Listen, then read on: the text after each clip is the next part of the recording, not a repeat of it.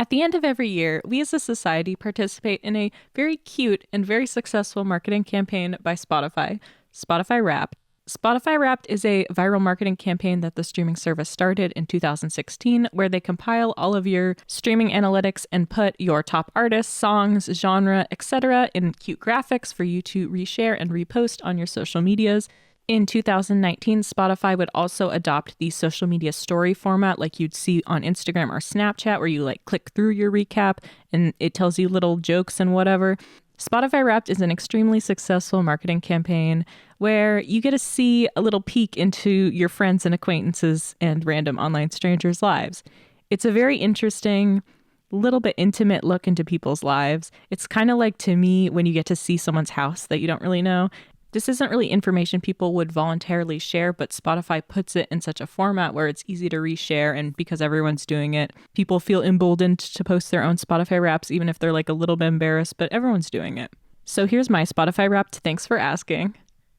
But today we are going to be talking about my top artist, and probably one of your top artists, as Taylor Swift would be crowned by Spotify as their global top artist of 2023. Along with posting individual user stats, Spotify Wrapped would also include a platform-wide stats of top artists, top songs, top albums, and they would share that Taylor Swift was the top global artist of the year, which really isn't a surprise given how much of a crazy, insane year Taylor has had this year. She started out the year still promoting her 11th studio album Midnights that was released in the last quarter of 2022 and would continue promoting singles into the new year, also releasing the Till Dawn edition of Midnights. She'd also embark on her record-shattering Eras Tour throughout the Americas, and the set list is one that encouraged fans to listen to her older catalog. She would also continue her project of reclaiming and re-recording her first 6 albums, releasing Taylor's versions of Speak Now in July and 1989 in October, which together included 11 never-before-seen songs. So Taylor being the top Spotify artist of 2023 isn't really a surprise given how successful of a year she's had, but in a way it's actually a little bit ironic given that Taylor used to be the biggest skeptic of streaming services and publicly boycotted Spotify and Apple Music. So today we're going to be telling that story of why Taylor boycotted Spotify and what were her grievances with the company. So to answer this, we need to go back to the 2010s. The music industry is in a panic because people fear the music industry is dying. Streaming services are taking over and killing album sales. And like the movie and TV industry before it, they were adopting a subscription model where you have access to the music catalog as long as you're paying a monthly subscription without ever actually owning it. In 2013, Nielsen reported that streaming music consumption grew 32% between 2012 and 2013. They would pull this data from streaming services like AOL, Cricket, MediaNet, Rdio, Rhapsody, Slacker, Zune, YouTube, we know that one, we're on it right now, and Vivo, and Spotify. But despite streaming going up, overall music sales would go down 6.3% that year. In 2014, Taylor is gearing up to release her 5th studio album. Taylor was consistently releasing an album in the fall of every 2 years like clockwork, and it was expected she would come out with a new album in fall of 2014. Taylor would weigh in on the dying music industry discourse, and she would write a op-ed for the Wall Street Journal titled, "For Taylor Swift, the future of music is a love story," which I rolled my eyes. Try a little, not to be a hater, but try a little harder, Wall Street Journal. In Taylor's op-ed, she would give her viewpoint on the music industry as a whole and disagrees with the notion that the music industry is dying. She would say, "There are many, many people who predict the downfall of music sales and the irrelevancy of albums as an economic entity. I am not one of them. In my opinion, the value of an album is and will continue to be based on the amount of heart and soul an artist has bled into a body of work, and the financial value that artists and their labels place on their music when it goes out into the marketplace. Piracy, file sharing, and streaming have shrunk the numbers of paid album sales drastically, and every artist is handling this blow differently." And about the value of music, she would say, "Music is art, and art is important and rare. Important, rare things are valuable. Valuable things should be paid for. It's my opinion that music should not be free. And my prediction is that individual artists and their labels will someday decide what an album's price point is. I hope they don't underestimate themselves or undervalue their art." And she would also address how changing technology and social medias have affected her as a performer and as a celebrity. She would say, "In the YouTube generation we live in, I walked out on stage every night of the stadium tour last year knowing every fan had already seen the show online. To continue to show something they had never seen before, I brought out dozens of special guest performers to sing their hits with me." She would also say, "I haven't signed an autograph since the invention of the iPhone with the front-facing camera. The only memento kids these days want is a selfie. It's part of the new currency, which seems to be how many followers you have on Instagram." And she would also tell an anecdote. Not antidote. I got this wrong every single time. She would tell an anecdote. She would tell an anecdote about how social media is affecting the film industry, saying, "A friend of mine who is an actress told me that when the casting for her recent movie came down to 2 actresses, the casting director chose the actress with more Twitter followers. I see this becoming a trend in the music industry. For me, this dates back to 2005, when I walked into my first record label meetings explaining to them that I'd been communicating directly with my fans on this new site called MySpace. In the future, artists will get record deals because they have fans, not the other way around." But Taylor would ultimately be optimistic about the future of the industry and feel like it's evolving rather than dying. "This moment in music is so exciting because the creative avenues an artist can explore are limitless. In this moment in music, stepping out of your comfort zone is rewarded. And sonic evolution is not only accepted, it's celebrated. The only real risk is being too afraid to take a risk at all." This op-ed from Taylor would have mixed reception, while a lot of people felt like she was naively optimistic. But Taylor also had a lot of support for this article, feeling that she was very insightful and she was really an extremely qualified person to give her opinion given how successful her previous album sales were. But it is important to note at this time, Taylor's music catalog actually was available for streaming on Spotify. And the following month, Taylor would release her lead single off of 1989, "Shake It Off," and it would be added to streaming services. But by the time her full album was released on October 27, 2014, it would not be added to Spotify.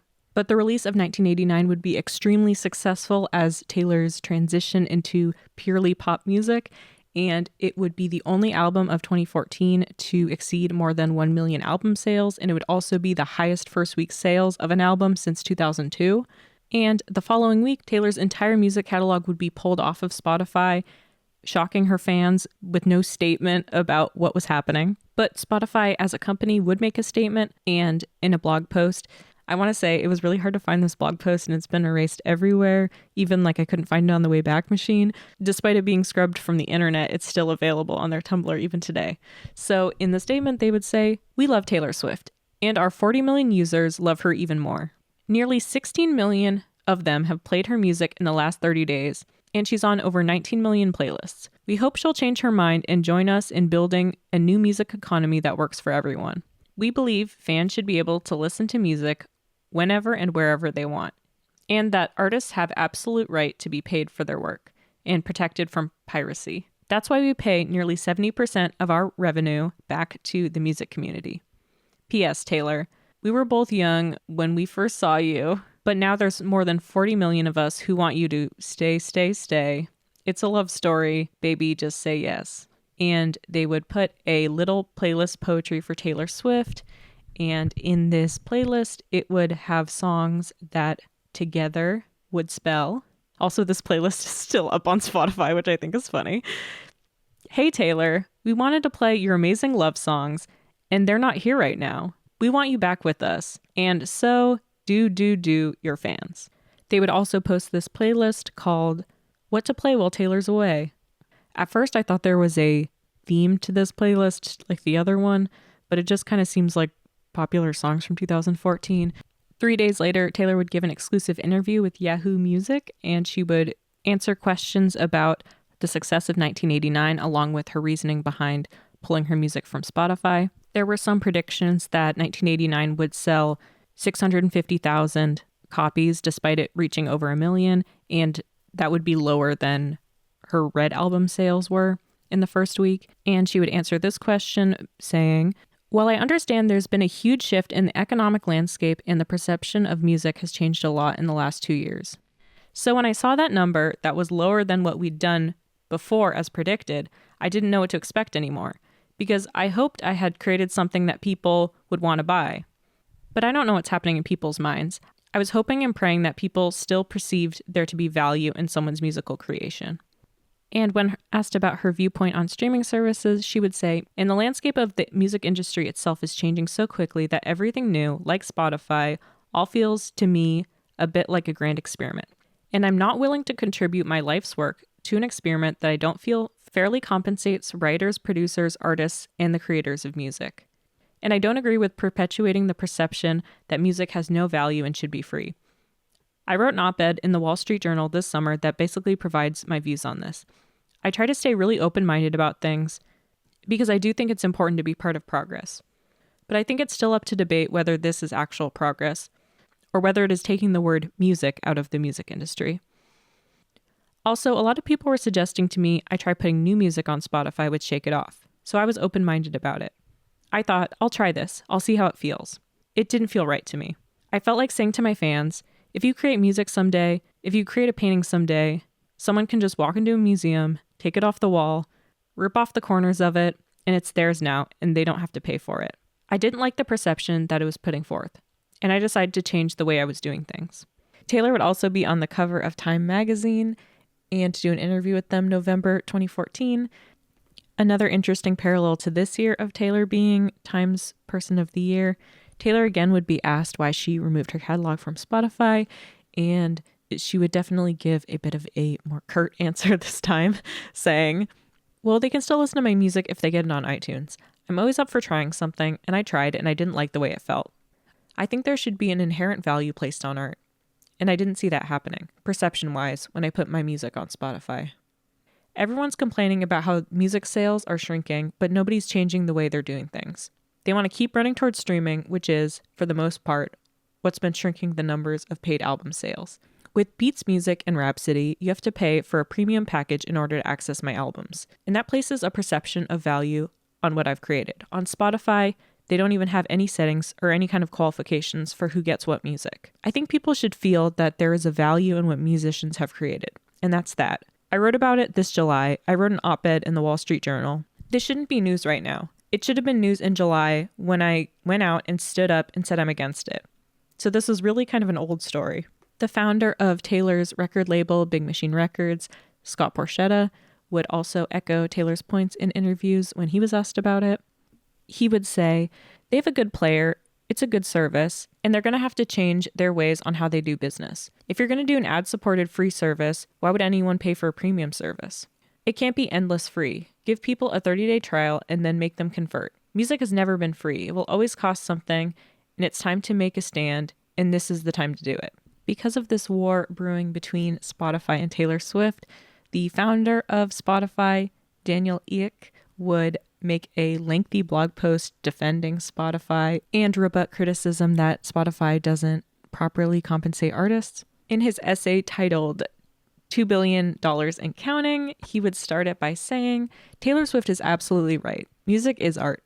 Art has real value, and art deserves to be paid for. We started Spotify because we love music, and piracy was killing it. So all the talk swirling around lately about how Spotify is making money off the backs of artists upsets me big time. Our whole reason for existence is to help fans find music and help artists connect with fans through a platform that protects them from piracy and pays them for their amazing work. We're trying to build a new music economy that works for artists in a way that the music industry never has before. And it's working. Spotify is the single biggest driver of growth in the music industry and the number one source of increased revenue, and the first or second biggest source of overall music revenue in many places. Those are facts. But there are at least 3 big misconceptions out there about how we work, how much we pay, and what we mean for the future of music and the artists who create it. So the rumors that he would address are free music for fans means artists don't get paid, Spotify pays but pays so little that nobody could earn a living from it, and Spotify sales hurts both download and physical sales.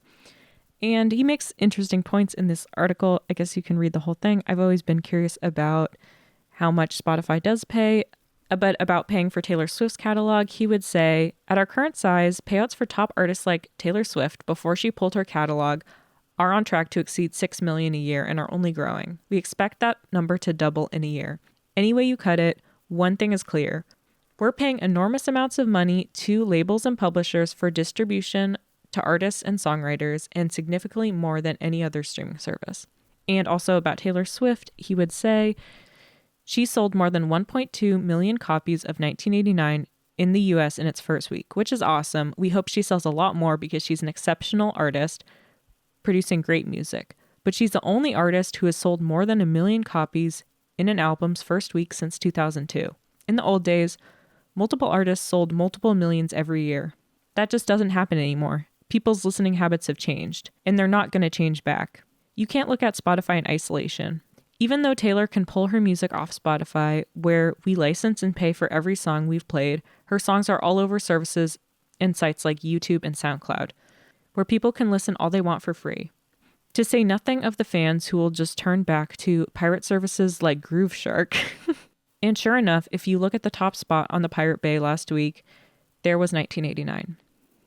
So you can see Spotify's perspective on where music is going and Taylor Swift's perspective. Scott Borchetta would reply to his comment about how much money Taylor was paid out by Spotify. He said domestically in the United States, Taylor was earning $496,044 in the past 12 months, and internationally she would earn $2 million over the last 12 months, which is quite different than Danielle's claim that it was over $6 million. Scott would also say that Taylor made more money from her Vivo account than her Spotify streams. For further evidence that Taylor and Scott believed that Spotify was underpaying artists as Vivo is a free service, and her music at that time would be available on Rhapsody, Beats Music, and RDO. Scott Borchetta would say in an interview that they were okay with these services because they were premium services you had to subscribe for and didn't have a free option like Spotify did. In June 2015, Apple would announce they're making their own streaming service to compete with Spotify. So 10 days before Apple Music would be launched, Taylor would write an open letter on her Tumblr addressed to Apple saying, "To Apple, love Taylor. I write this to explain why I'm holding back my album, 1989, from the new streaming service Apple Music. I think this deserves an explanation because Apple has been and will continue to be one of my best partners in selling music and creating ways for me to connect with fans. I respect the company and the truly ingenious minds that have created a legacy based on innovation and pushing the right boundaries. I'm sure you're aware that Apple Music will be offering a 3-month free trial to anyone who signs up for the service. I'm not sure that you know that Apple Music will not be paying writers, producers, and artists for those 3 months. I find it shocking, disappointing, and completely unlike this historically progressive and generous company. Thankfully, I'm on my 5th album and can support myself, my band, crew, and entire management team by playing live shows. This is about the new artist or band who has just released their first single and will not be paid for its success. This is about the young songwriter who just got his or her first cut and thought the royalties from that would help them out of debt. This is about the producer who works tirelessly to innovate and create, just like the innovators and creators at Apple are pioneering in their fields, for a quarter of a year's worth of pay for his or her songs. These are not complaints of a spoiled, petulant child. These are echoed sentiments of every artist, writer, and producer in my social circle who's afraid to speak out publicly because they admire and respect Apple so much. We simply do not respect this particular call. I realize Apple is working towards a goal of paid streaming. I think that's a beautiful process.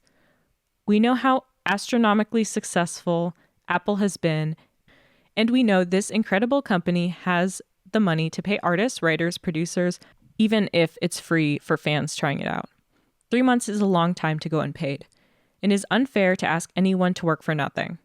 I say this with love, reverence, and admiration for everything else Apple has done. I hope soon I can join them in a progression towards a streaming model that seems fair to those who create music.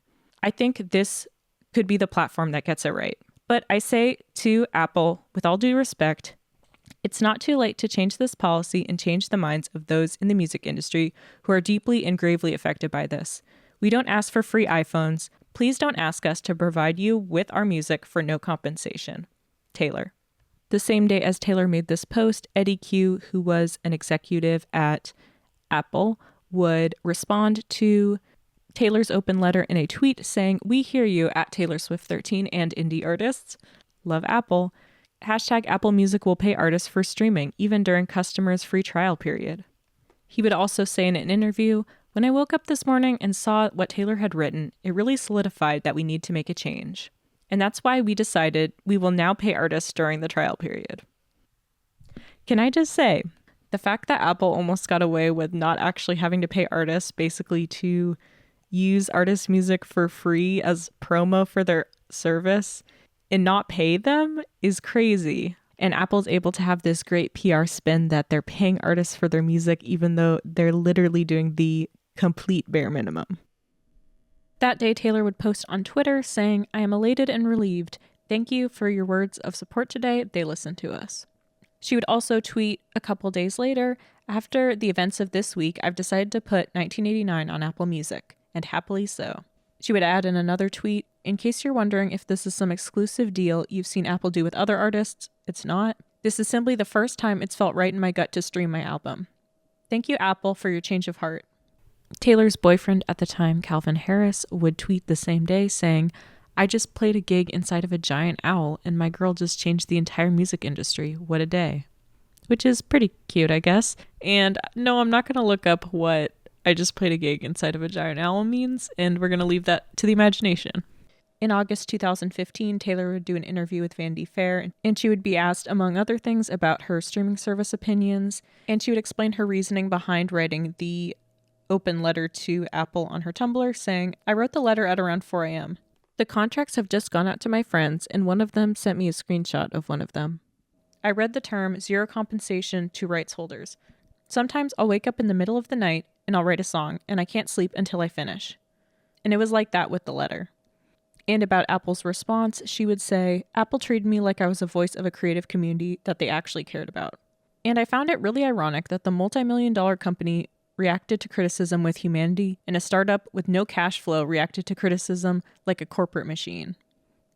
This is very capitalist Queen Taylor vibes, touting Apple of all companies as moralistic while saying Spotify is a startup with no cash flow, basically calling them broke losers. It was definitely a choice. And in the interview, Taylor would be asked if she had any response to Spotify, and she would just say, "They talk about me a lot."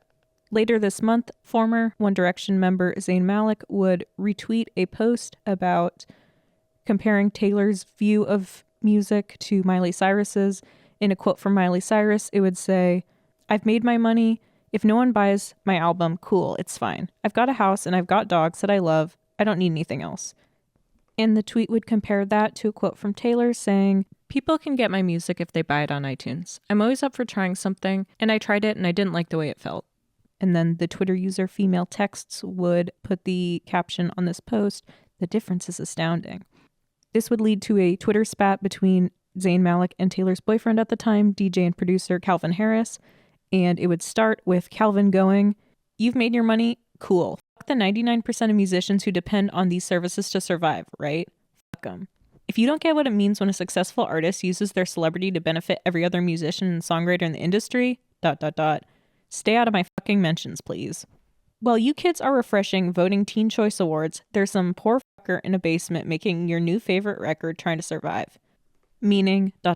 stay out of things you don't understand." And Zayn would respond at Calvin Harris, "Ha, you've just made an absolute fool of yourself, mate. You clearly don't understand what I said either. So I suggest you calm your knickers before them dentures fall out. Oh, and I write my own shit too, dickhead." And Calvin would respond with, "All good. It was the quote, not you personally, mate. Best of luck, genuinely. You've got a great voice." This is so embarrassing for both of them. On Taylor's birthday in December 2015, she would tweet, "Thank you so much for all the birthday wishes. I have a little surprise for you." And she would post the trailer for the 1989 World Tour Live movie, which was a concert film / documentary about the 1989 World Tour, and it would be released exclusively December 20th, 2015 on Apple Music. And into 2016, Taylor would continue to strengthen her business relationship with Apple as she would start doing commercials with them, including the very viral one where she falls on the treadmill while singing Drake in Future. On April 6th, Taylor would also release an exclusive music video to Apple Music for her song New Romantics, which was a concert montage type music video. People weren't pleased with this move because they felt like New Romantics should have got a full music video, And also, they didn't like that it was on Apple Music. You can even see on this tweet, the top comment is, "Put it on YouTube, please. I'm too poor for Apple Music." And at the end of 2016, Taylor would release I Don't Want to Live Forever with Zayn. And as the song was part of the 50 Shades Darker soundtrack, it would be added in with Eyes Open, Crazier, and Safe and Sound as the only songs you could stream of Taylor's on Spotify. But then in summer of the following year, a big change would happen and Taylor Nation would post in celebration of 1989 selling over 10 million albums worldwide and the RIAA's 100 million song certification announcement. Taylor wants to thank her fans by making her entire back catalog available to all streaming services tonight at midnight. And this would include Spotify, Google Play, and Apple Music. Daniel Ek would respond to this, saying that he met with Taylor many times in Nashville and she would even travel to Sweden for them to come to an agreement. He would say, "I think she saw how streaming was growing. I think she saw fans were asking for it." So at the end of 2017, Taylor would be the second highest streamed female artist behind Rihanna. While in 2018, Taylor would also do promotions for Spotify and have an exclusive vertical video of Delicate available on Spotify. She would also record exclusive live performances at the Tracking Room in Nashville of Delicate and Earth, Wind & Fire's September. This was part of Spotify's Spotify Sessions, or Spotify Singles, it's also called, series where an artist will come to Spotify's studio and record one of their original songs and a cover song. I adore these, and I wish Taylor would do another one. Sabrina Carpenter did one of Feather, and she covered Taylor Swift's I Know You Were Trouble, and it was very good. So Taylor would end 2018 being their fourth highest streamed female artist.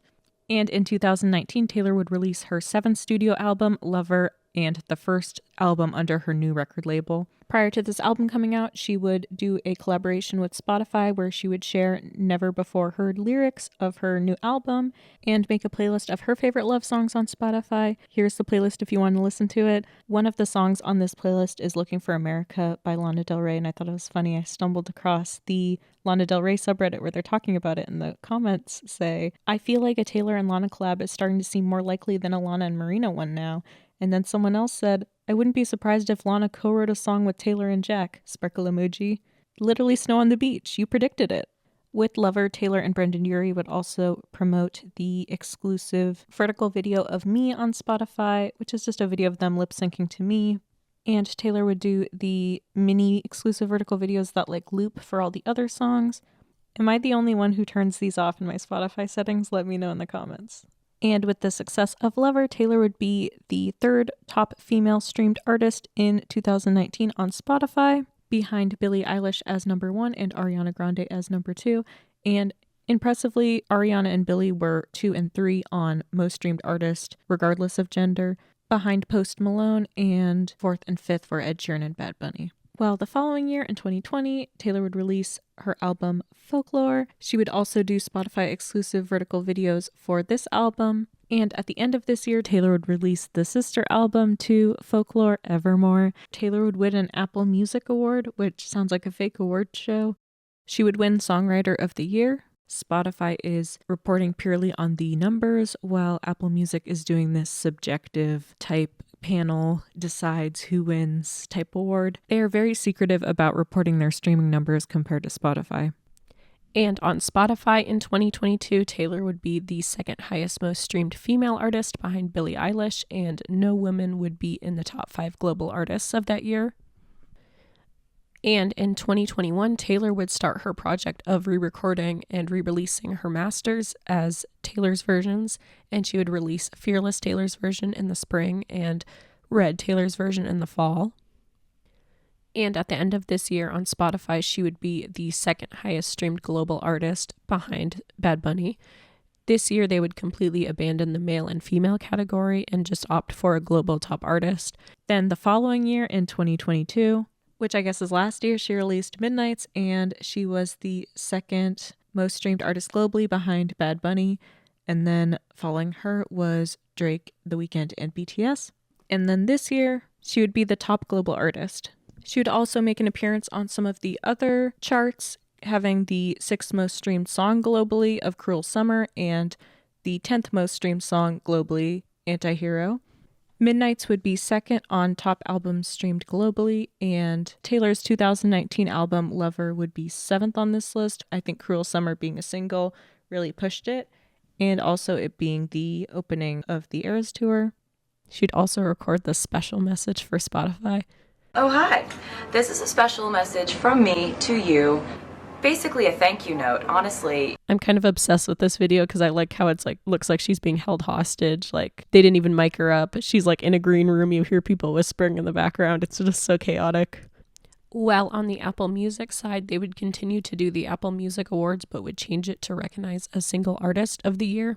In 2022, the artist of the year was Bad Bunny, and then in 2023, it would be Taylor Swift. They would list a lot of her accomplishments she's had on Apple Music. About winning the award, Taylor would say, "I'm so honored to be Apple Music's Artist of the Year. Thank you to every single one of you for making this year the most incredible, joyful, celebratory year ever. From streaming the music nonstop to screaming it together in real life at shows, dancing chaotically in movie theaters, none of this would be possible without you. Thank you so much." And throughout the years, Taylor has released exclusive content on Spotify, Apple Music, Netflix, YouTube, Disney, and Prime. And it doesn't seem like she has any exclusivity with any of them in particular. I do feel like Apple seems to be one of her favorites, so I wouldn't be surprised if like the Eras tour or whatever was available on Apple TV. But I guess we've come full circle to now, basically from 2014 and her pulling her catalog to when 1989 broke a lot of records. Taylor's been breaking lots of Spotify records. On October 27th, they would even tweet, "Taylor has become the most streamed artist in a single day in Spotify's history." And in 1989, Taylor's version became Spotify's most streamed album in a single day in 2023. And this is a record that's actually held by another one of Taylor's albums, Midnight's, from 2022. So let me know what you think of this whole situation. I'm not sure if this video is interesting. Once I kind of got to the end of editing it, I started to feel like maybe it's kind of boring because it's just like PR statement after PR statement. The only spicy part is the Calvin and Zayn Twitter beef. I thought this would be just a fun video to do like a deep dive on a very specific topic. Even though I've heard people mention it many times, I've never actually read the entire Taylor Swift Tumblr statement about Apple Music. So I feel like I'm enlightened now. And now when people reference it, you'll know what they're talking about. Originally with my Olivia Rodrigo video, I thought about making it into 3 separate videos, but then I was like, I don't know, I'll just put it all together. And please watch that video if you haven't. It's so close to 1,000 views and I'm so happy for it. I know a lot of people want me to make a Fearless video like my other Taylor Swift video, and I was going to make it a subscriber goal. I was going to say 5K or 10K, and I don't know if 5K is not ambitious enough and 10K is too ambitious, but I do plan to make other videos in the future to help work towards that goal. Winter wishes, and please have a gingerbread snowflake.